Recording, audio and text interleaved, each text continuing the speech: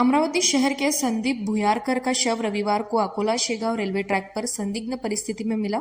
इस घटना से सहित पूरे जिले में सनसनी फैल गई है। जानकारी के अनुसार रविवार को स्थानीय लोगों ने रेलवे ट्रैक पर एक युवक का शव देखा और तुरंत पुलिस को सूचना दी। मौके पर पहुंची पुलिस ने शव की शिनाख्त अमरावती निवासी संदीप भुयारकर के रूप में की।